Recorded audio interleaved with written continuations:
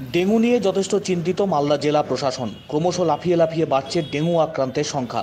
Dengue প্রতিরোধ করতে ইতিমধ্যেই জেলা স্বাস্থ্য দপ্তর এবং প্রশাসন দফায় দফায় বৈঠক করছে। ডেঙ্গু মোকাবিলায় একাধিক পদক্ষেপ গ্রহণ করা হচ্ছে। মানুষের মধ্যে সচেতনতা বৃদ্ধি করতে শুরু হয়েছে একাধিক পদক্ষেপ, কিন্তু তারপরেও কিছুতেই ডেঙ্গু দমন সম্ভব হচ্ছে না। এখনও পর্যন্ত মালদা জেলায় এই বছর 142 জন ডেঙ্গু আক্রান্ত হয়েছেন।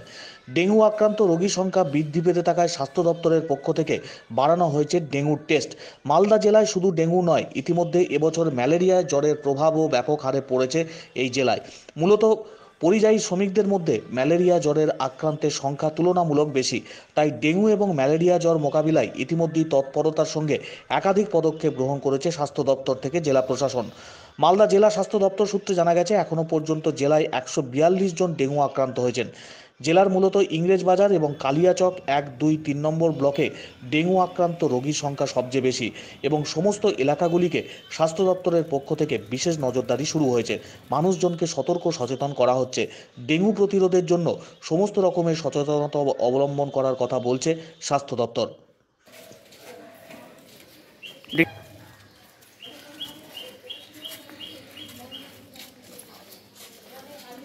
কারণ ডেঙ্গু প্রচণ্ড বাড়তে শুরু করবে। আমরা প্রথম ডেঙ্গু ম্যালেরিয়া এগুলো বাড়তে শুরু করবে, আমরা আগে থেকে যদি সতর্ক না করি তাহলে তো সেটা আরও বেড়ে যাবে। তাই জন্য আমাদের কাজটা শুরু হয়ে গেছে। আমরা প্রতিদিন সকালবেলা বেরিয়ে প্রত্যেকটা বাড়ি ভিজিট করে বাড়ির ছাদে যে টব থাকে বা বাড়িতে যে খোলা যদি ফাঁকা জায়গা থাকে সেক্ষেত্রে সেখানে টায়ার বা খোলা পাত্র এগুলো যদি থাকে, সেখানে যদি জল থাকে আমরা সেটা উল্টে দিচ্ছি।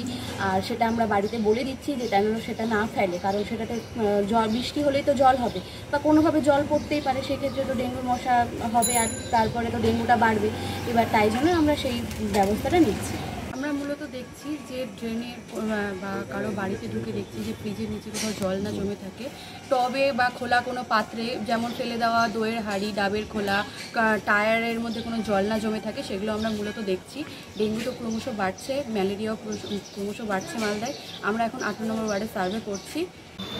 আমরা প্রত্যেকবারই লক্ষ্য করি যে আমাদের দুর্গাপুজো আসার আগে আমাদের ডেঙ্গু ম্যালেরিয়া সংক্রমণটা প্রত্যেকবারই বাড়তে থাকে, কিন্তু আমরা অদ্ভুতভাবে দেখতে পাচ্ছি এবারে এই সংক্রমণ যেন অনেক আগে থেকে শুরু হয়ে গেছে। ডেঙ্গু পাশাপাশি ম্যালেরিয়া, যে ইনস্ট্রাকশনগুলো আমরা ফলো করছি, ফলো করে আমরা আমাদের পৌর এলাকায় প্রত্যেক দিন সকালে প্রত্যেকটা নাগরিকের বাড়িতে গিয়ে পৌঁছচ্ছি আমরা এবং প্রত্যেক নাগরিককে সচেতন করার চেষ্টা করছি।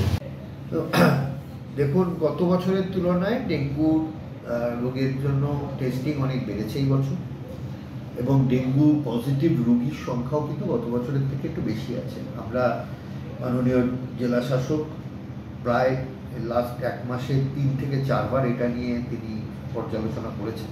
গত শনিবার দিনও পর্যালোচনা হয়েছে। আমরা হিসেব করে দেখেছি ইংরেজবাজার ব্লক, কালিয়াচক 1, 2, 3 এই 4টে ব্লকেই মেন আমার ডেঙ্গুটা একটু বেশি আছে। কোনো ব্লকে 21টা, কোনো ব্লকে 22টা করে পেশেন্ট আছে। তো সব মিলিয়ে আমাদের প্রায় 146 মতো 142টা পেশেন্ট এখন অবধি ডিটেক্টেড হয়েছে। এই 6 মাসে একজন পেশেন্টকে মেডিকেল কলেজে ভর্তি করতে হয়েছে, আর কোনো অ্যাডমিশন লাগেনি কারণ সবাই। বিষয়টি হচ্ছে এই ডেঙ্গু ম্যালেরিয়াটা প্রতি বছরই মালদা জেলা এবং ইংলিশ বাজারে হচ্ছে এটা, এবং এটার একমাত্র প্রতিরোধ হচ্ছে এটার অ্যাওয়ারনেস করা এবং আগে থেকে প্রিকশন নেওয়া।